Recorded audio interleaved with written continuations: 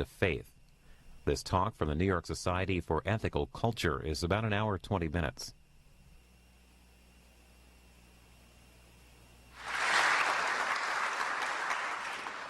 I'm delighted to welcome you on this very rainy night to what is inexplicably Sam Harris's very first lecture in New York City, which of course is where we think he belongs. I don't think that Sam Harris needs any introduction to most of this audience. He's the author of The End of Faith, Religion, Terror, and the Future of Reason, a surprise bestseller, and his first book, by the way, that outspokenly challenges one of the most unchallengeable pieties of American culture, that religion is such a great force for good that it should be immune from the rational criticism that we apply to other major social institutions. Before I turn the podium over to Sam, I want to tell you that our question and answer period after his talk is going to be conducted with written questions. There are little white cards in the containers in front of your seats, and if you'll be thinking about it and writing down your questions during his lecture, volunteers will collect them and I'll read them out so we can all hear them and there won't be much of a delay. I will be reading as many questions as possible. After this period, Sam will be signing the books which are on sale in his paperback edition at the table over here to the right. In closing, I have one final thing to say to this audience. As you know, the weather outside is quite unpleasant. So if a bolt of lightning strikes this building or hits you on your way out, I suggest that you follow the advice of the one and only Pat Robertson and call on Charles Darwin for help. And now, without any further ado, Sam Harris.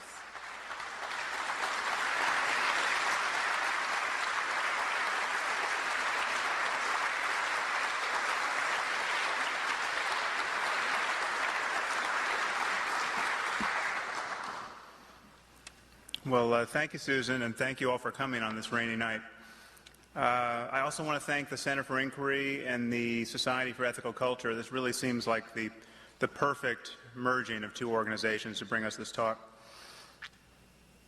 I'm going to talk to you tonight about belief, specifically the problem of religious belief. Our world has been balkanized into separate moral communities. We have Christians against Muslims, against Jews. The majority of people on this planet at the moment organize their lives around a founding proposition that God wrote one of their books. We have many of these books on hand. They make genuinely incompatible claims about the nature of this universe, about the disposition of certain real estate in the Middle East. We have the marriage of quite literally first century or earlier beliefs, literally Iron Age philosophy, with 21st century destructive technology. This on its face should seem untenable to us. So now I'm going to say some very unpleasant things about religious belief over the next hour. And I just want to warn you up front that I know I'm going to offend some people in this room. Let me assure you that's not the point. I'm not being deliberately provocative. I am simply worried. So I'm going to worry out loud for the next hour or so. I'm mindful of the fact that 90% of our neighbors, 90% of Americans, believe in a personal God. 40% of scientists believe in a personal God, literally a God who can hear our prayers. So I'm guaranteed to offend someone here. I know this is as secular an audience as I'm going to find, but I just want to say up front that I'm needless to say, I'll take your questions, as Susan said.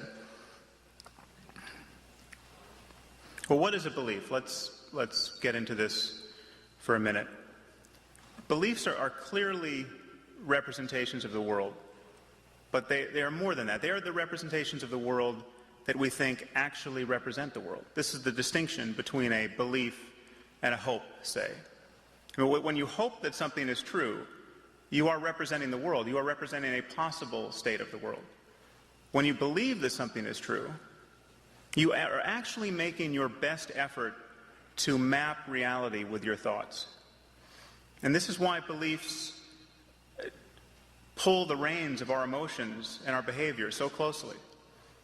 This is why belief is really part of the the higher cognitive machinery we have to generate expectations about the world, expectations about how our behavior is going to change our moment-to-moment experience. If this sounds abstract to you, just imagine the change that would occur in you if the fire marshal came in at this moment and said this building is about to collapse. I mean, these are mere words. This is a mere sentence. And yet, should you give it credence, should you believe it to be true, it would completely transform your physiology, your neurology, your behavior rather quickly. And so too with any other proposition that has significant representational content.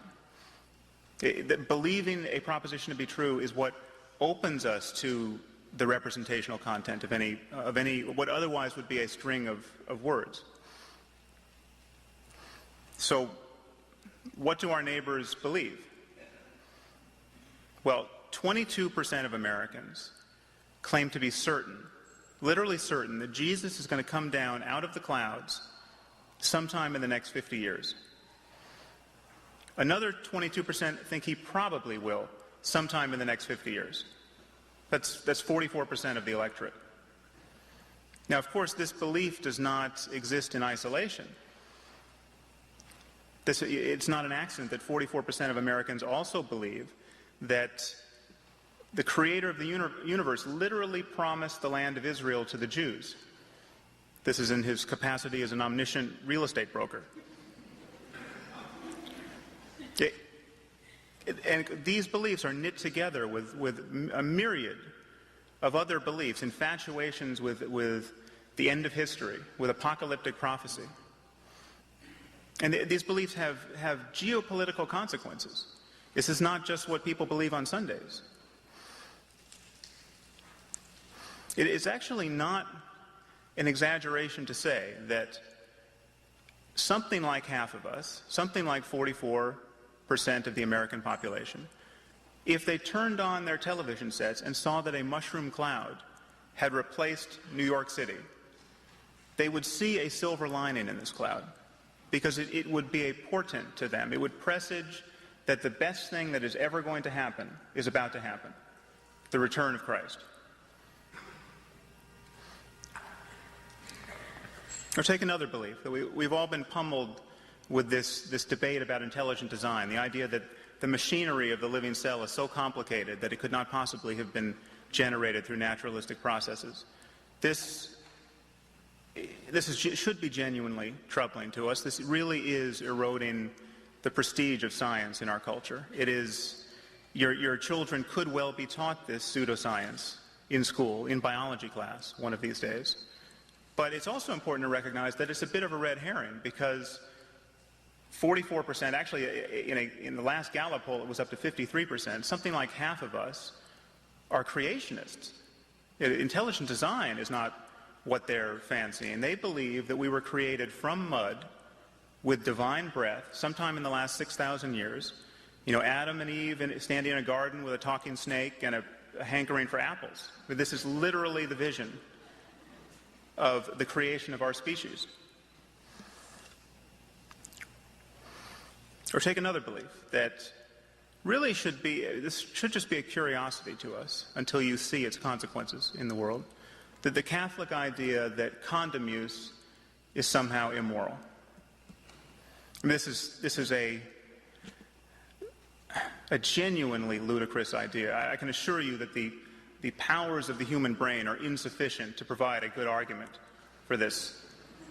But map this onto sub-Saharan Africa, where literally millions, something like 3.5, 4 million people, die each year from the spread of AIDS.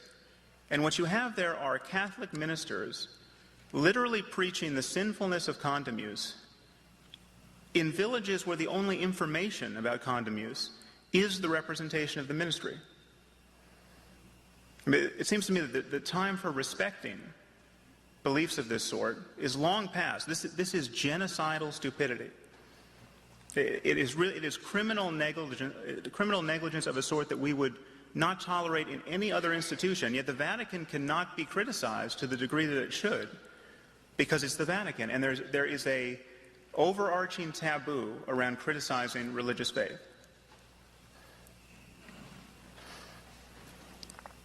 We've all assimilated this idea that we should respect other people's religious beliefs. Your neighbor has the right to believe whatever he wants to about God and the moral structure to this universe. He has the right to believe whatever he wants to about what happens after death, and you should respect these beliefs merely because he believes them. Where else in our discourse do we play by these rules? When was the last time anyone in this room was admonished to respect another person's beliefs about history or geography or engineering or medicine? We do not respect people's beliefs. We evaluate their reasons.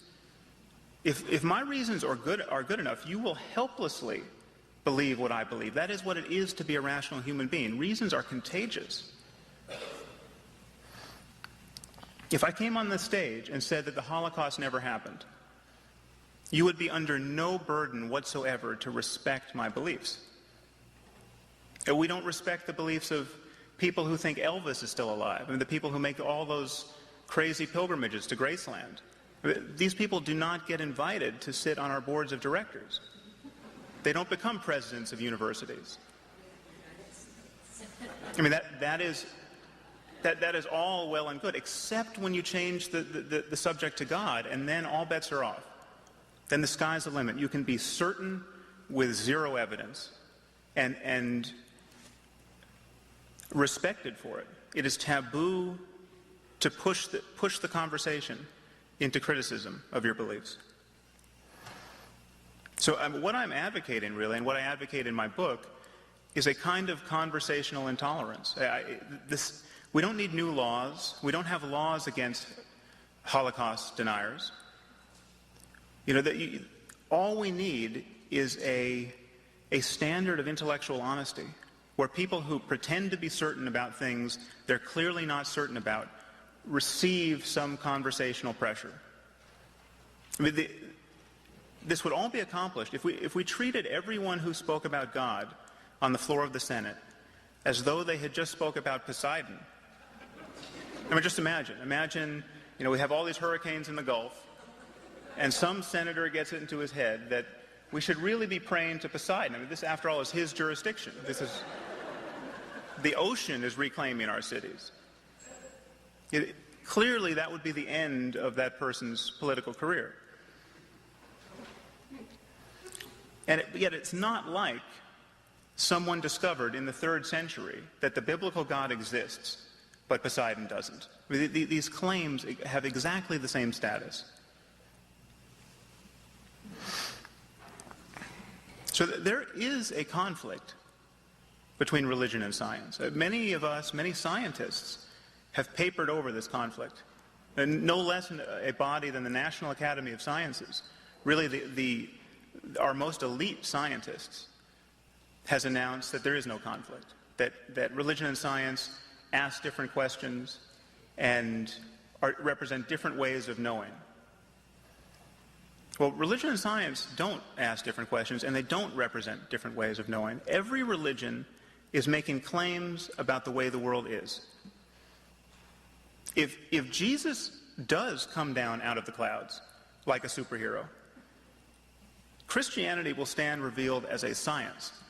That will be the science of Christianity. Every Christian will be able to say, "Told you so." I mean, here he is, look at his magic powers. And a sufficient display of magic powers, it would just take a few minutes, would convince any scientist of the claims of Christianity.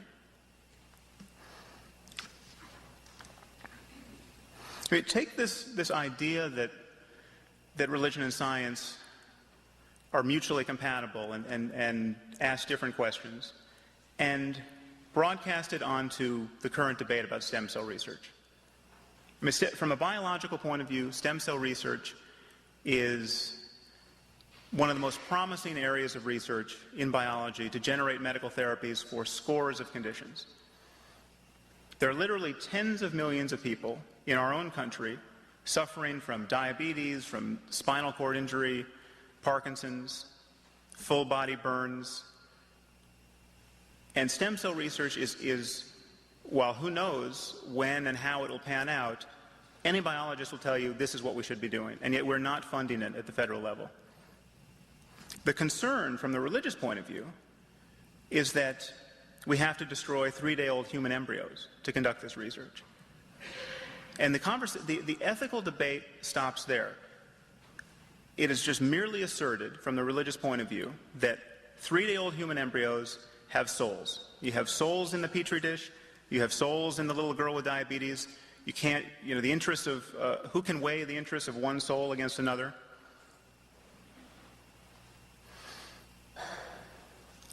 We never have to get into the details because faith stops the conversation. You just have to respect the faith proposition that life starts at the moment of conception, whatever that means.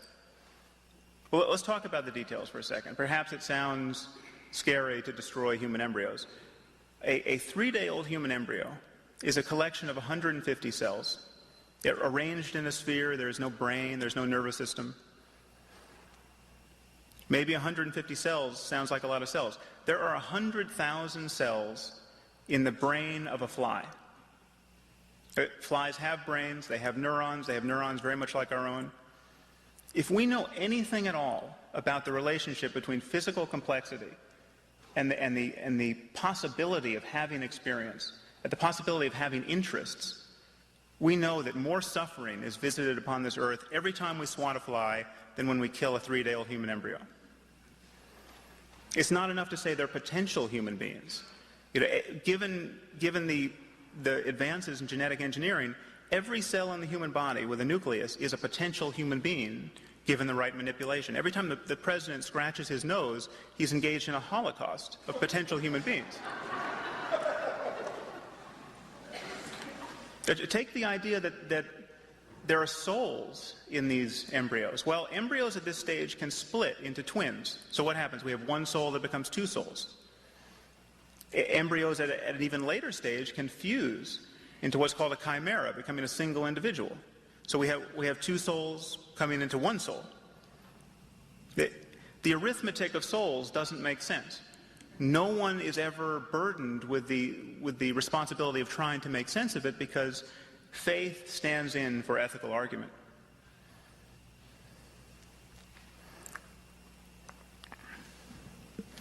So my argument to you, really, and my argument in my book is that either you have good reasons for what you believe or you don't. If you have good reasons, your beliefs are part of the general purview of scientific rationality. So we don't need to distinguish between hard science and soft science. This includes history. This includes all intellectual discourse where people honestly represent the state of the evidence and seek evidence. And religion is the only area of our lives where having no reasons or having very tenuous reasons is considered a boon, really. It's often considered even more ennobling to take this on faith rather than, this is the parable of doubting Thomas. So having noticed this confrontation between religion and science and faith and reason generally, many of us have become what is now called religious moderates. The religious moderation really is the flavor of religion that is acceptable to so many people who are otherwise rigorously honest in intellectual terms.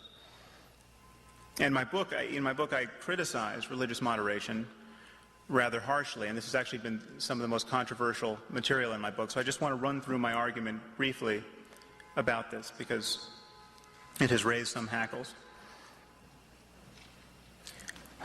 The first thing to say up front is just that religious moderation is better than fundamentalism. There's no doubt about that. Religious moderates don't fly planes into buildings. Religious moderates don't organize their lives around apocalyptic prophecy, and that's a very good thing. But religious moderation has some real problems. The first is that it gives cover to fundamentalism. Because religious moderates have made it taboo to criticize faith. They want faith respected. They want the whole project of being religious, being identified as a Christian, a Muslim, a Jew, to be respected. That it is impossible to call into question this basic project, the ethical tenability of raising a child to believe he's a Christian as opposed to anything else. And under the cover of this respect, we are now powerless to say the very harsh and necessary things about religious extremism that we need to say, because it is taboo. You have to respect faith. Religious moderation prevents us from even noticing the differences among our religions. It is taboo to notice that all our religions are not teaching the same thing. They're not all equally wise, and where they do teach the same thing, they don't teach it equally well. I mean, where are the Tibetan Buddhist suicide bombers? If you think for a moment that the kind of violence we see in the Muslim world is born of the Israeli occupation and our misadventures in Iraq, we should see Tibetan Buddhist suicide bombers. The Tibetans have suffered an occupation every bit as brutal and far more cynical than any that we or the British or the Israelis have imposed upon the Muslim world. Something like 1 million, 1.2 million Tibetans have died since the Chinese occupation. Where are the throngs of Tibetans in the streets calling for the deaths of Chinese non-combatants? Where are the Tibetans blowing themselves up on Chinese buses, at weddings, in crowds of children, in front of the offices of the Red Cross and the UN? It's not happening. It's not likely to happen. It's not that you could not possibly form a death cult out of the principles of Tibetan Buddhism. In fact, to some degree, Zen Buddhism informed the worldview of the kamikaze pilots during World War II. But you would have to work very hard to bend the core principles of Buddhism into this kind of orgy of violence. You don't have to work so hard as a Muslim. And it would be impossible as a Jain. I mean, the Jains, this religion of India that has some 10 million subscribers, I think, the core of their religion is nonviolence. No matter how deranged you get by your doctrine as a Jain, you will get less and less violent. I mean, the really religious Jains cover their mouths with cheesecloths so they don't inhale a bug. By no stretch of the imagination can you argue that the core principle of Islam is nonviolence. It is taboo to notice this, and it is especially taboo among religious moderates. Our own religious demagogues will notice this. We can have, Franklin Graham will stand up and say, Islam is an evil religion. They'll notice the differences between religions. Everyone else has the wrong religion. But religious moderates have rendered this taboo. I want to point out that I'm not talking about a race or ethnicity. I'm talking about the consequences of ideas. When I talk about Islam, I'm talking about John Walker Lynn, the white guy from Marin County who went off to fight with the Taliban. We are at war, to digress briefly into our current situation. We are at war with Islamic fundamentalism. Not merely Al-Qaeda, not extremist Islam. The mainstream doctrine of Islam contains this notion of martyrdom and jihad. It contains this imperative to convert, subjugate, or kill infidels. Anyone who says it doesn't has not read the Quran, has not read the Hadith, or is lying about them. It is taboo to notice this. If you doubt this, if you think, I'm sure there are people in this room who are still thinking, no, it can't be religion. This is lack of economic opportunity. It's lack of educational opportunity in the Muslim world. Just contemplate for a moment the biographies of the 19 men who woke up on September 11th, 2001 and decided to slit the throats of stewardesses and fly planes into buildings. Okay, these guys were college educated to a man. Many of them had PhDs. Many of them had been educated in the West. They were middle class or better. I don't know how many architects and engineers need to hit the wall at 400 miles an hour for us to get it into our heads that this is not merely a problem of education or economics. These were not guys who had spent a lot of time agitating about regime change in the Middle East. These were guys who spent an inordinate amount of time at their local mosque in Hamburg talking about the pleasures that await martyrs in paradise and demonizing infidel culture.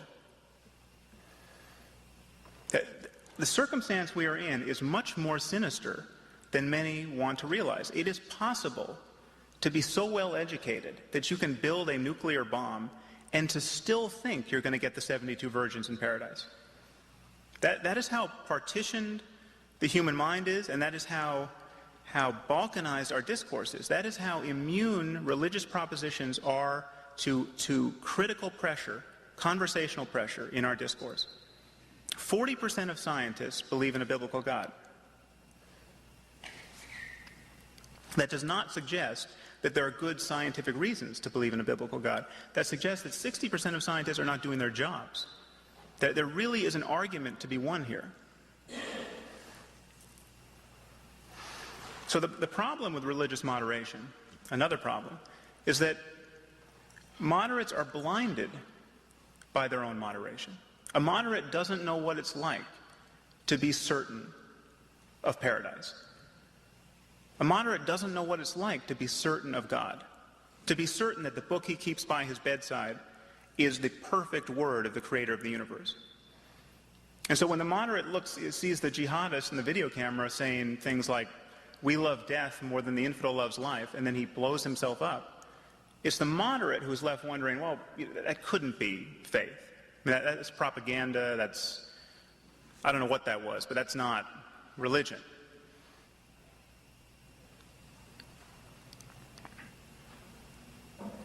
So it is really the discourse of religious moderation that keeps convincing us that religion is not the problem, that this violence would happen anyway, that these 19 guys would have killed a lot of people anyway. There's no evidence for that. Another problem with religious moderation is that it is intellectually bankrupt. It really represents a fundamentally unprincipled use of reason.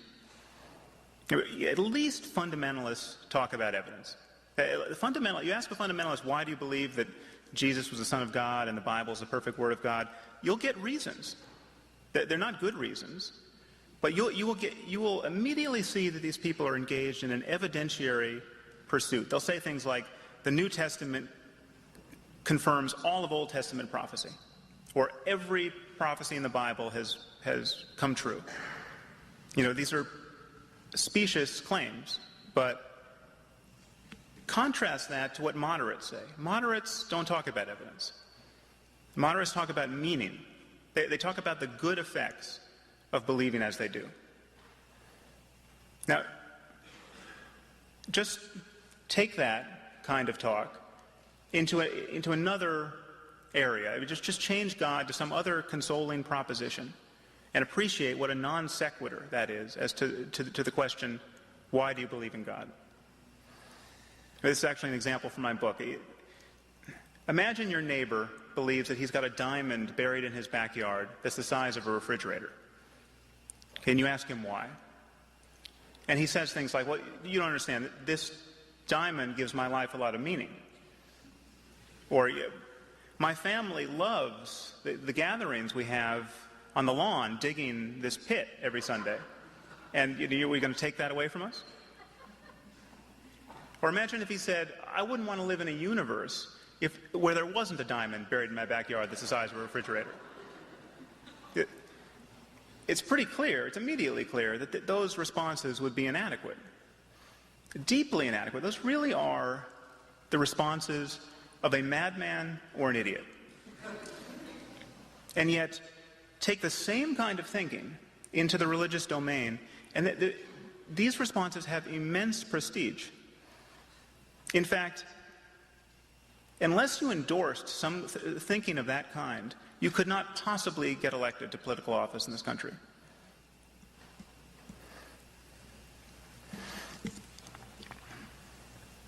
Another problem with religious moderation is that it is theologically bankrupt.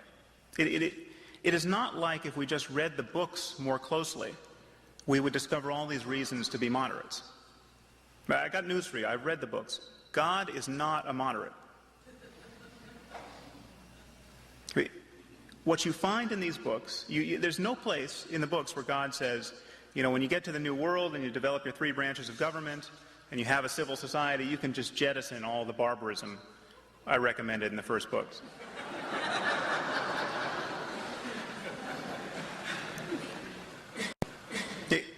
These books really are engines of fundamentalism. They are engines of intolerance. There really is a wrathful Jesus in the New Testament waiting to be found in 2 Thessalonians and in Revelation, where exactly the Jesus who we have in the Left Behind series of novels that 60 million people have bought. You know, the Jesus of just fiery wrath who's going to throw people into the pit. Okay, that is there to be discovered. Nowhere in the book does it say, well, that's bogus.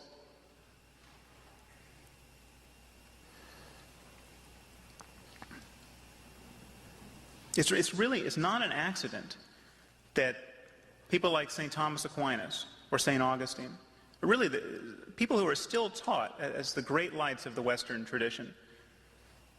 In Aquinas' case, he thought heretics should be killed outright.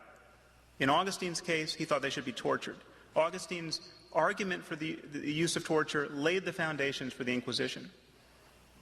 This is not an accident, and it's perfectly reasonable. We have this idea that the fact that we were burning heretics alive for 5 centuries in Europe, this represented some kind of departure, a civilizational departure into psychopathology. It didn't. It is perfectly reasonable to do this if you believe the books. I mean, the heretic next door, given certain beliefs, is far more dangerous than the child molester next door. The heretic can say something to your child that will damn his soul for all time.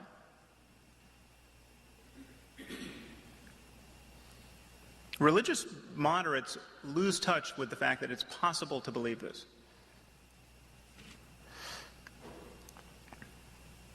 And finally, the problem with religious moderation is that because it is constitutive of merely our relaxing our hold upon these ancient superstitions and taboos, because it doesn't call the basic project of affiliating yourself with these traditions into question. It doesn't call into question the project of venerating these books to the exclusion of any other books. Because it doesn't, it prevents us from developing modern 21st century alternatives, really bringing the full measure of our creativity to bear on questions of human happiness.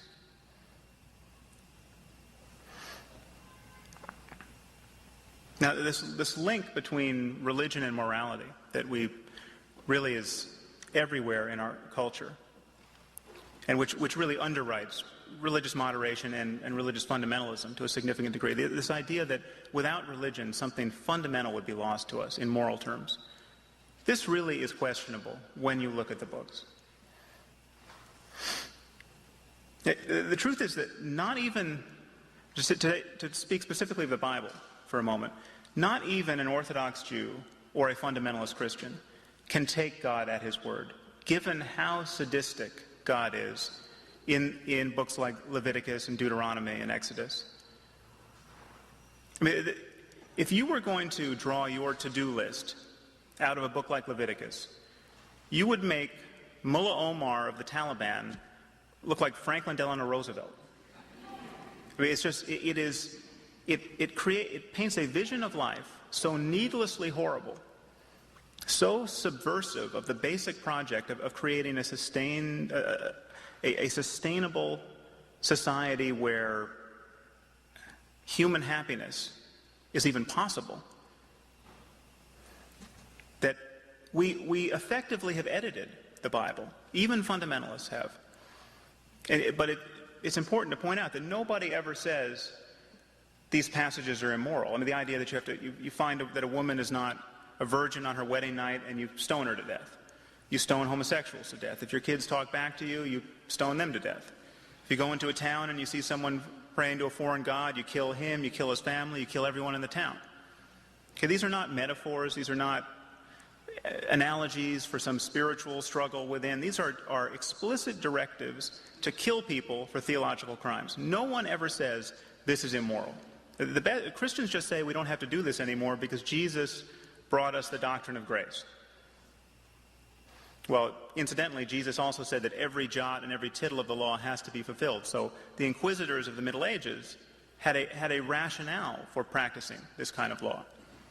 And I can assure you that St. Augustine and St. Thomas Aquinas had read the Sermon on the Mount. They managed to square the ministry of Jesus with their impulses to kill people for thought crimes.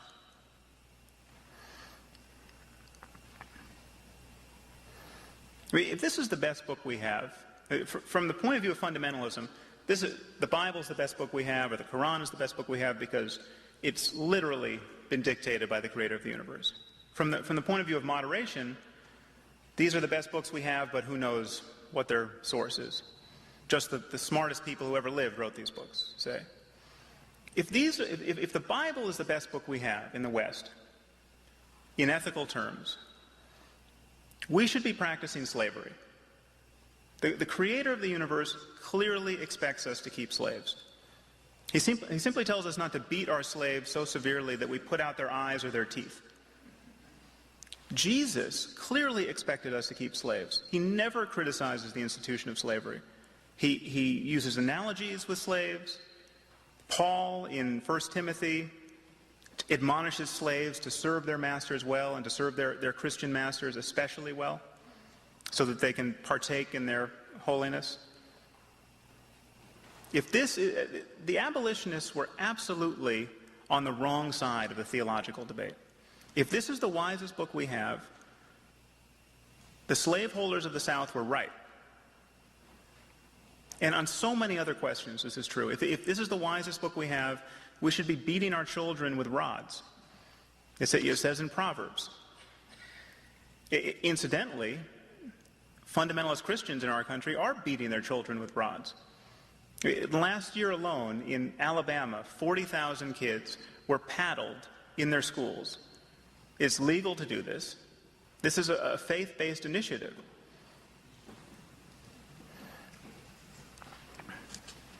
It's important for us to recognize that we decide what is good in the good book. We cherry-pick these books based on our own ethical intuitions. All we have to decide questions of ethics are our own ethical intuitions and the ethical intuitions of others who we are in conversation with.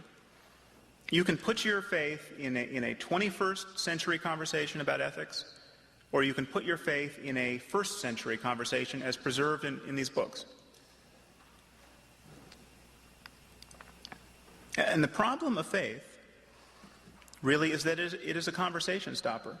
As long as you don't have to give reasons for what you believe, you have effectively immunized yourself against the power of human conversation. I mean, you hear religious people say things like, there's nothing you can say that will change my mind. I mean, just imagine that said in medicine. If there's nothing that can be said that will change your mind, if there's no evidence or argument that can be adduced, that proves that you are not taking any state of the world into account in your beliefs. The problem with this is that when the stakes are high, we have a choice between conversation and violence. At the level of society, we have a choice between conversation, negotiation, and war.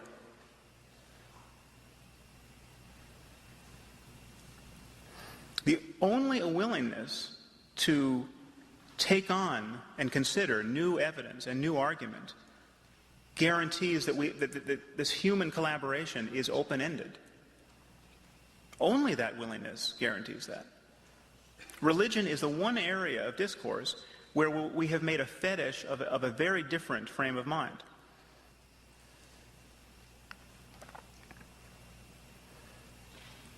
And this leads to two kinds of violence, two kinds of conflict. I mean, first we can concede that there are other sources of human conflict. There would be wars without religion. There's tribalism, there's nationalism, there's racism, ethnic rivalry. But there's no kind of us-them thinking that really makes a transcendental object of the differences between in-group and out-group. I mean, the difference between you and your neighbor is not merely skin color, it's not merely language, it's not merely politics, it's not merely that you want his belongings. It's that this difference, this means something for eternity.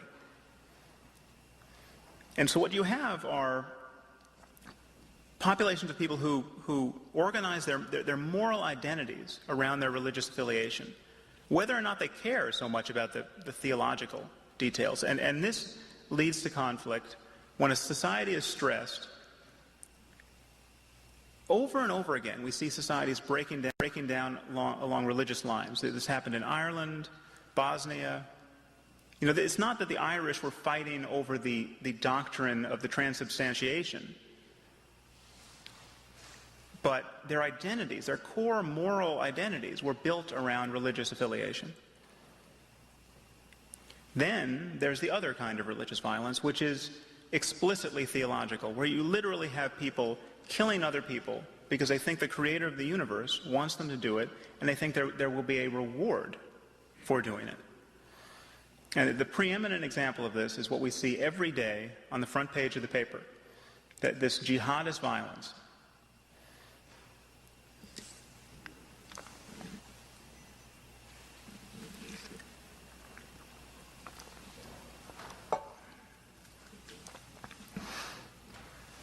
So my argument to you really, and my argument in my book, is that unless we call into question the dogma of faith, unless we call into question the idea that beliefs can be sanctified by something other than evidence and argument, we will never successfully undercut the basis for religious violence.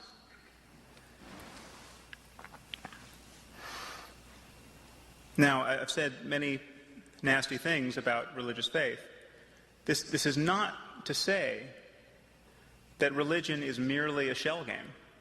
This is not to say that all religion is just a tissue of lies and misconceptions and cognitive errors designed to anesthetize us against our fear of death. It is that to some significant degree, but it is more than that. There is no doubt that people have spiritual experiences. I use this word spiritual and mystical in my book, and I use them in scare quotes because, frankly, there are many embarrassing associations with these terms. But there is no doubt that people have extraordinary transformative experiences and can have them deliberately. Every culture has produced people who have gone off into caves for 40 days or 40 years and discovered that a deliberate use of attention, of introspection, through meditation, through prayer, this can really transform the human mind. And the testimony we have on this subject comes to us through our religious traditions. And unfortunately, therefore, it is mingled with all manner of superstition and dogma. And it's not mingled to the same degree in every tradition. And this is also taboo, to notice that our contemplative traditions, our spiritual traditions, are not equally insightful. East and West, for instance. It's a bit of a cultural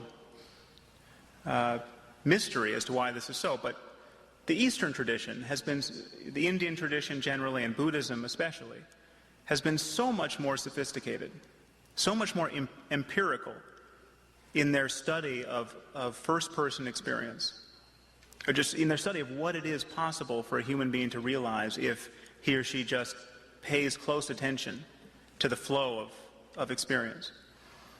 There are analogs in the Western tradition. There have been great Christian and Jewish and Muslim contemplatives. Yes, I mean, in the context of every ideology, there are people making the best of it. But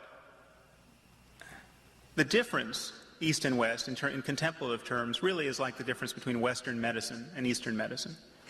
And if you have an appendicitis, you better hope that you're near a Western hospital with a Western-trained surgeon. You don't want to see your acupuncturist. I mean, maybe there are some things that Eastern medicine is better for, but generally speaking, Western medicine is the only medicine we have. And incidentally, if you do get an appendicitis, you might consider this idea that you've been intelligently designed. If ever there were a reductio ad absurdum of intelligent design, it's the appendix.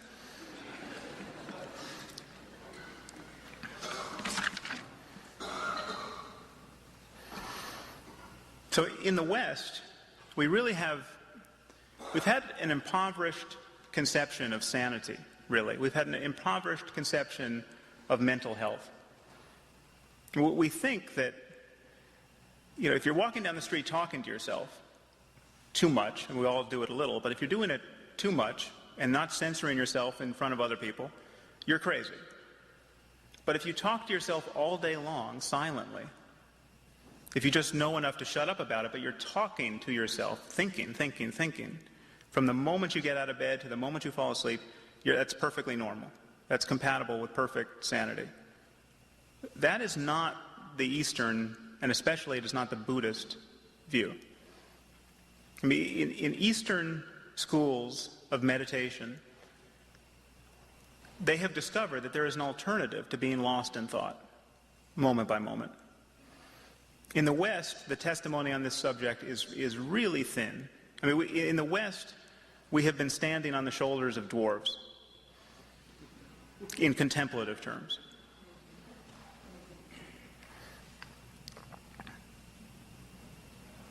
So I just want to briefly sketch for you what I think our contemplative traditions attest to.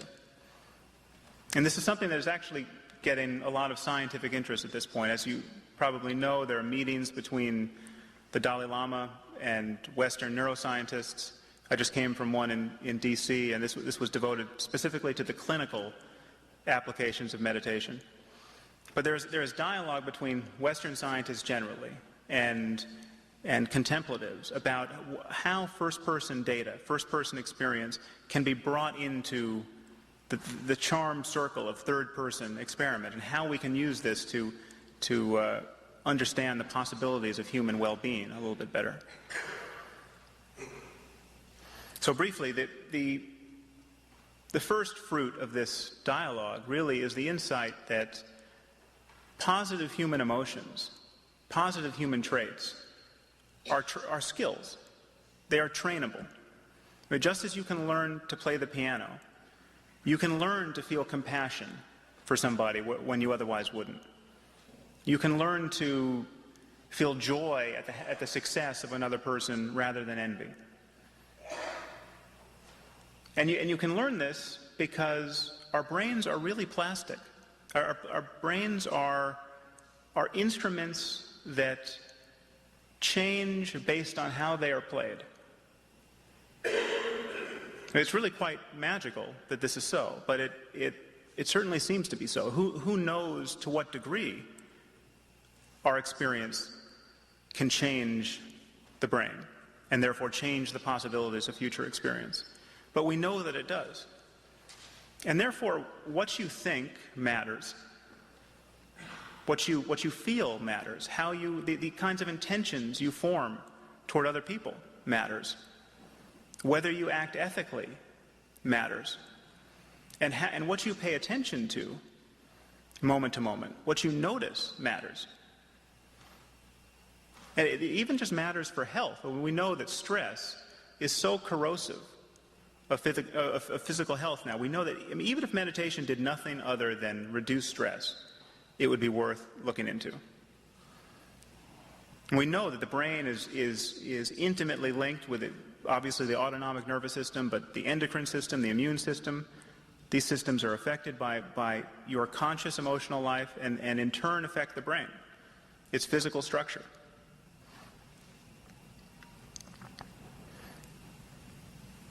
But there's a deeper message from our contemplative traditions beyond that we can change our minds. The message is that there's something beyond the search for pleasure and pain. There's something beyond joy and sorrow and just the vicissitudes of human experience. And what is beyond is not some distant paradise. It is simply consciousness itself. There is this insight that consciousness, that very thing that is aware of your experience in this moment, the very thing that is hearing the sound of my voice, that is feeling the sensation of your body sitting there, that transcends its content in some basic sense. That which is aware of joy, for instance, and that which is aware of sorrow is not actually improved by joy or diminished by sorrow. And what meditation is a way of just turning consciousness upon itself to try to glimpse this fact and to glimpse the way it feels. Because it doesn't feel like a self. It doesn't feel like I. We all walk around feeling like we are the thinker of our thoughts and the experiencer of our experience. We feel like we are having experience. We're not merely identical to our experience. And this point of view is really vulnerable to inquiry. I mean, if this seems just impossibly abstract, by analogy, I just want to point out to you, maybe I can tie it down to something that we all know is so. We all know we have an optic blind spot. We all know that the optic nerve passes through the retina, and so there's a point in our visual fields where we're not getting any information. We've all probably had this demonstration done in class where you do a mark on a piece of paper and you play with it and you get the mark to disappear. Now, so it is true of you now. There's, as you look out across the room, there's somebody very likely missing a head, and you're not noticing it. It's falling in your blind spot. It is possible to be made to notice this. Most people don't notice it. Even those of us who know about it go for decades without noticing it. And yet it is there, available to be noticed. There is an analogous insight into the nature of consciousness that is just as on the surface as that. It tends to be harder to notice. I mean, it requires most people some training in meditation to notice it. But it is possible to notice that consciousness, that in you which is aware of your experience, does not feel like I. And there's a wealth of testimony on how this can change a person's experience of the world for the better. I mean, there's a kind of mystical well-being that is compatible with going into a cave for a year. I mean, going into a cave, for most of us, going into a cave for a year is synonymous with everything we don't want to happen to us. It separates us from everything we want out of life. It's rather interesting to point out that solitary confinement is considered a punishment even in a prison. And yet you have contemplatives who are willing and made really quite happy by running this experiment on themselves, going into a cave for vast amounts of time and practicing meditation. My argument to you is we have to bring this end of the human this end of the spectrum of human experience into the data of our worldview. We have to understand the possibilities of the plasticity of human experience. And our conception of human well-being has to include this.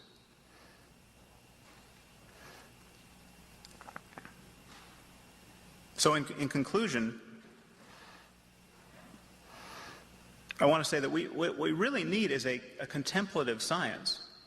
We need a way of talking about human well-being and the possibilities of human happiness that is as totally unconstrained by dogma as science is. We need to find a way of talking about the reality of death. The fact that we are all going to die is an astonishing situation. If you can just hold on long enough, you are going to witness the death of everyone you love. And this is everyone's experience. No one is going to escape this. If it is possible to be happy in this condition, if it is possible to be deeply happy in this condition, We need to understand this in terms that don't rely on divisive superstitions.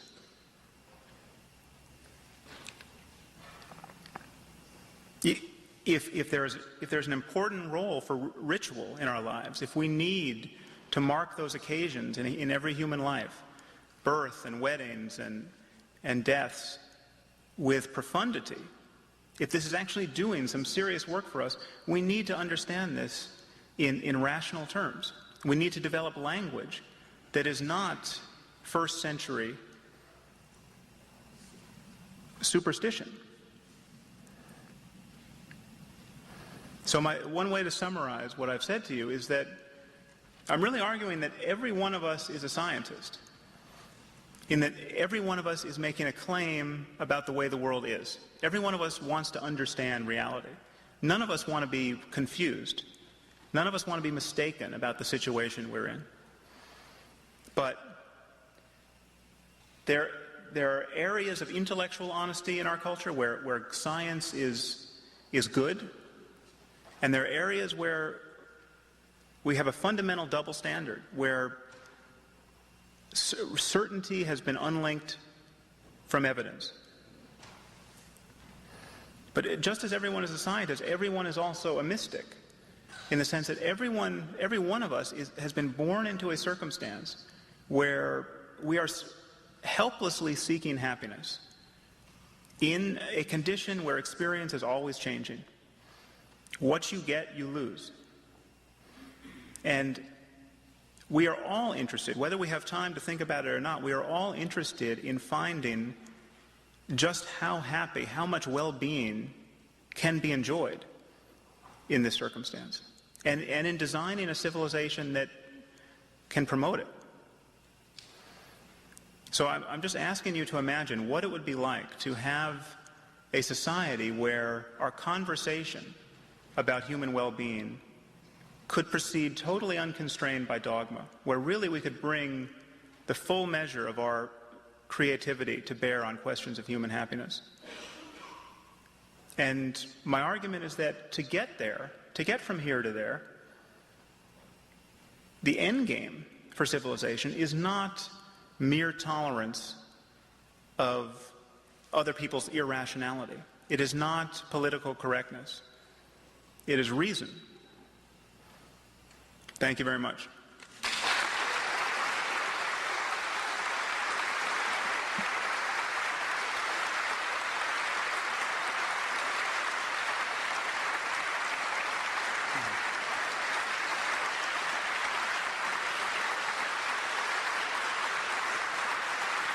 Thank you.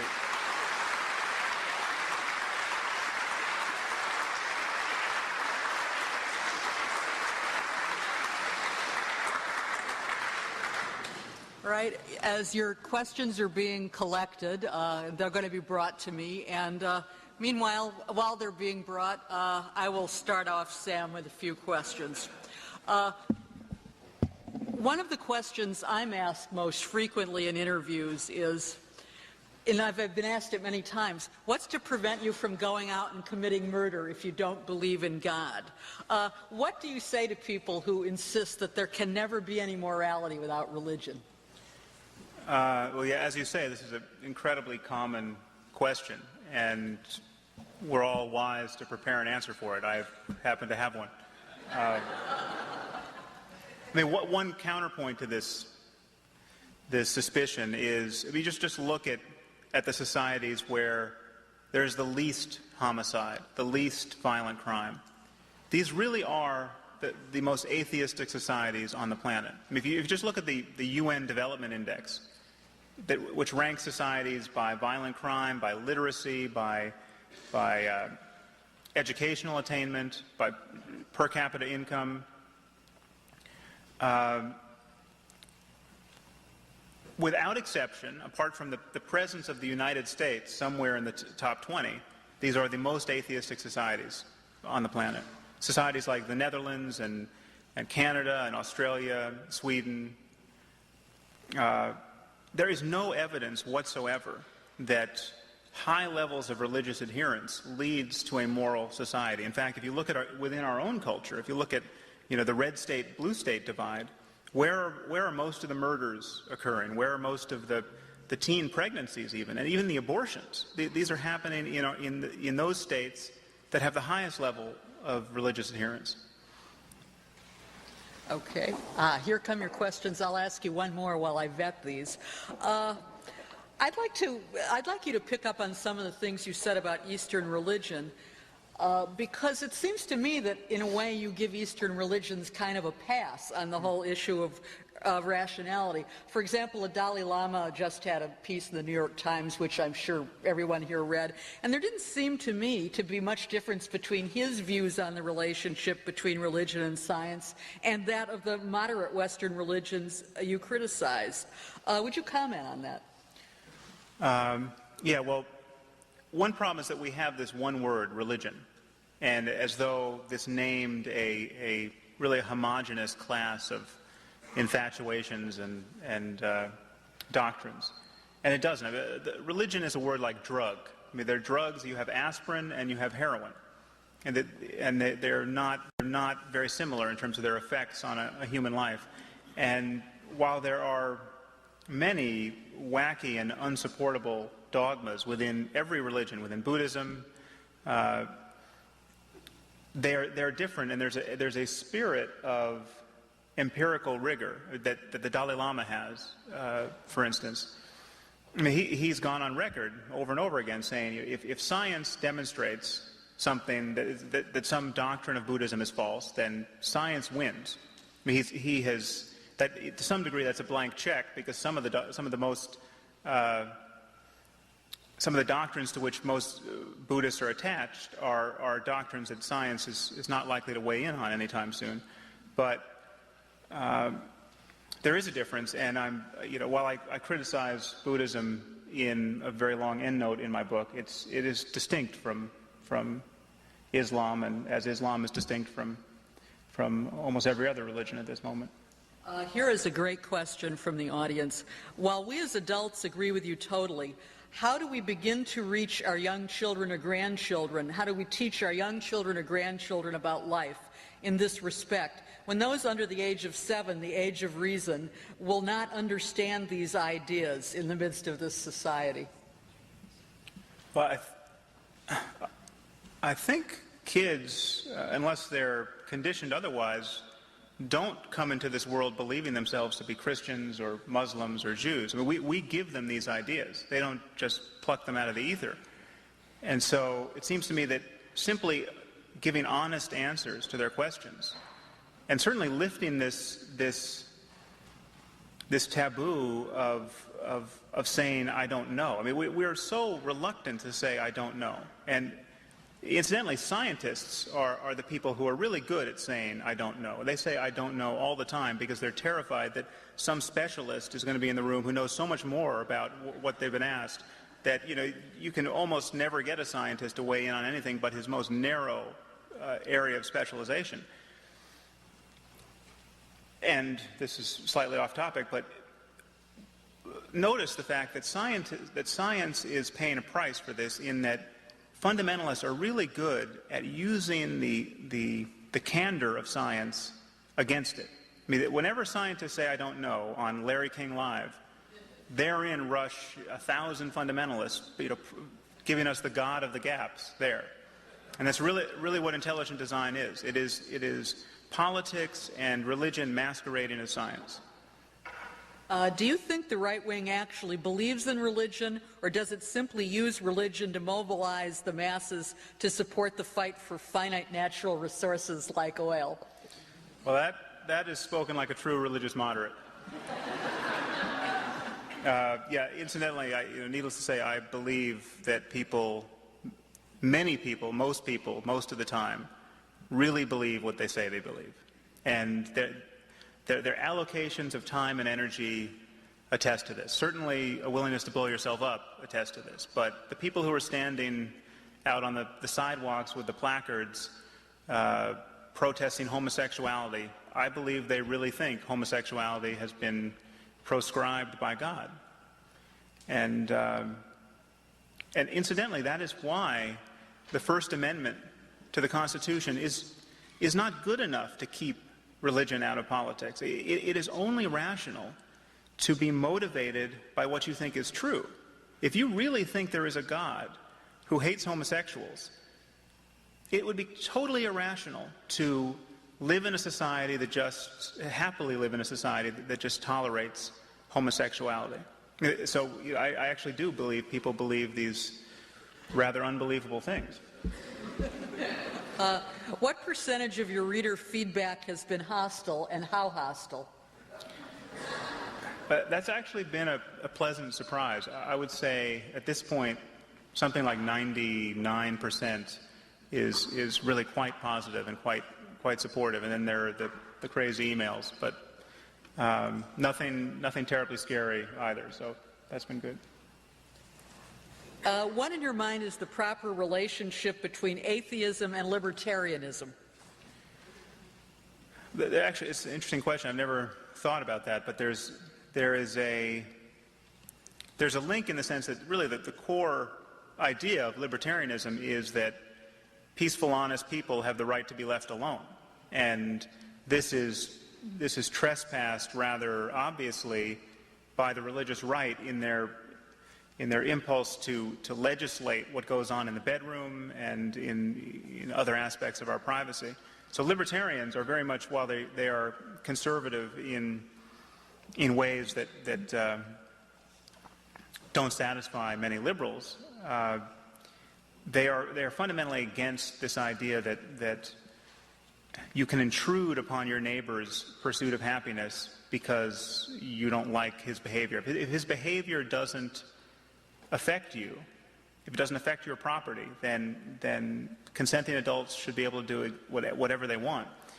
And that seems to me a very sensible way of looking at it.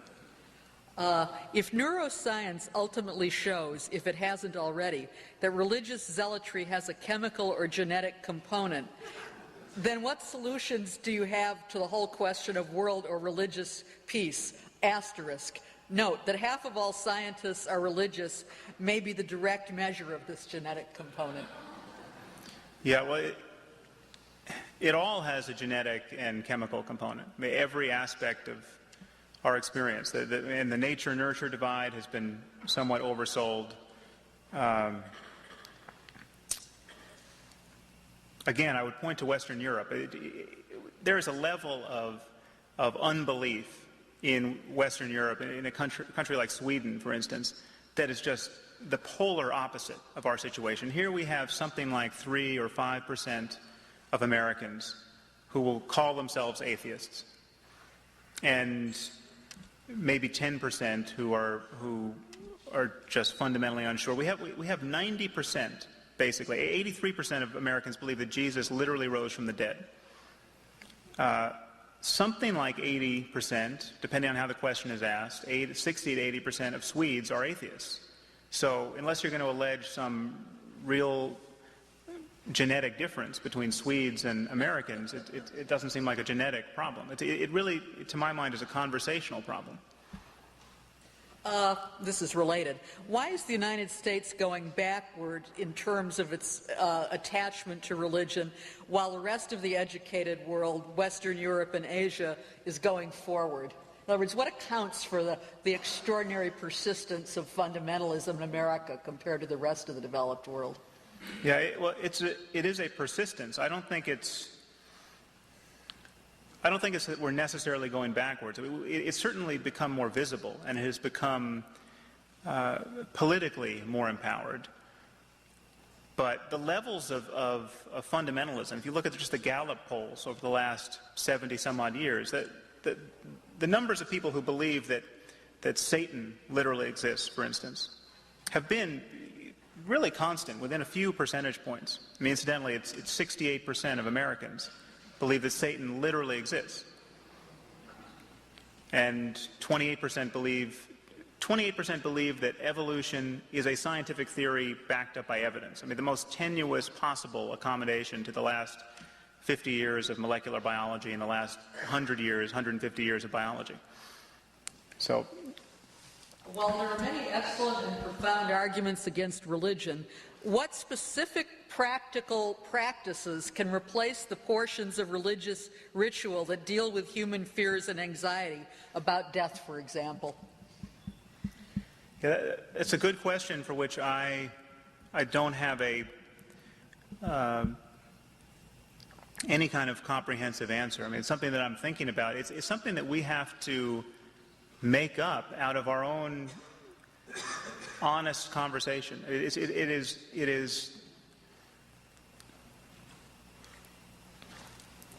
really not the kind of thing that can be engineered in advance. I mean, people just have to start being honest with one another and see where that honesty takes them. When you're not sure of something, don't pretend to be sure.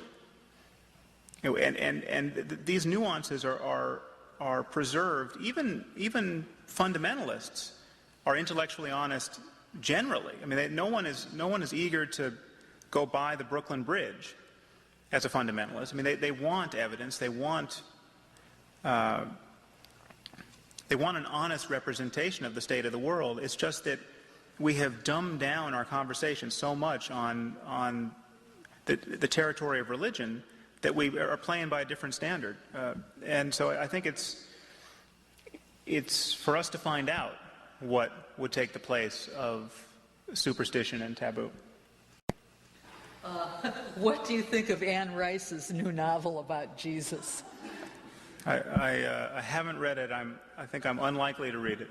But she's going to sell a lot of books without me. So I don't know. Some of you may have seen the Colbert report about that. It said Anne Rice has gone from writing about guys who want to drink your blood to writing about a guy who wants you to drink his blood. Not mine. I wish I'd thought about that.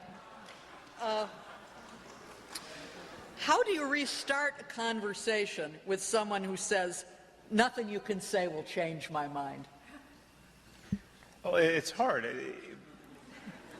You know, I've been on AM radio enough to know that there are people who you can't talk to.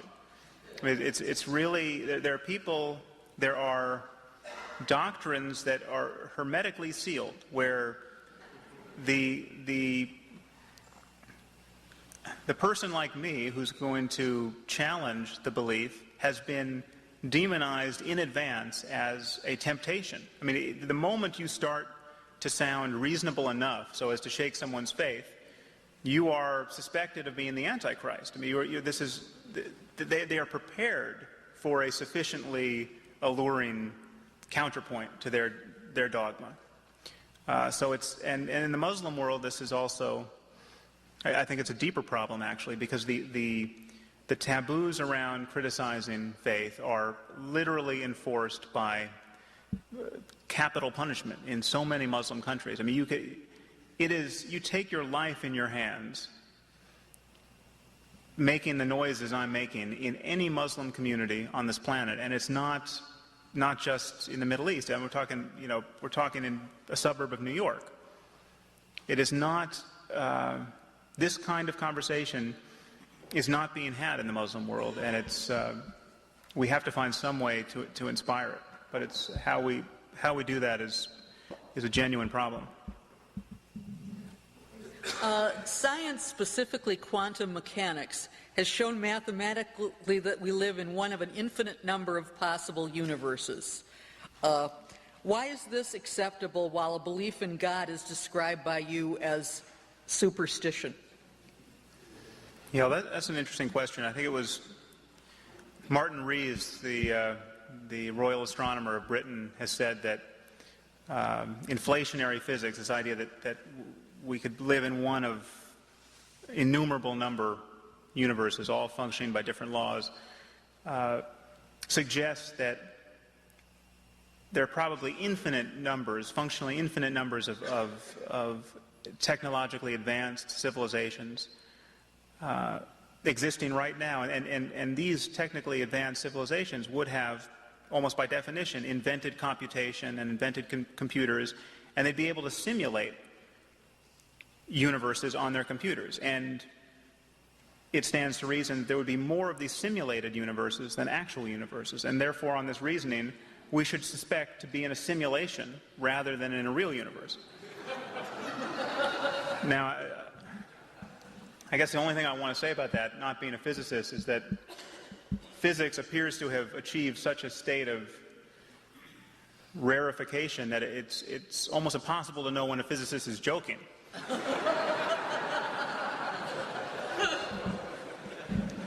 So, nobody's going to be burnt at the stake or stoned to death or imprisoned for a difference of opinion on cosmology, and I think it's for physicists to decide what is a rational claim to knowledge in the discourse of physics. If you ever believed in a God, what happened to make you begin to question that belief? I didn't believe in that kind of God. We've all believed many things that now embarrass us in hindsight. But no, I never was quite that far afield. Do you see any downside to excessive meditation, which could result in being disassociated or spaced out?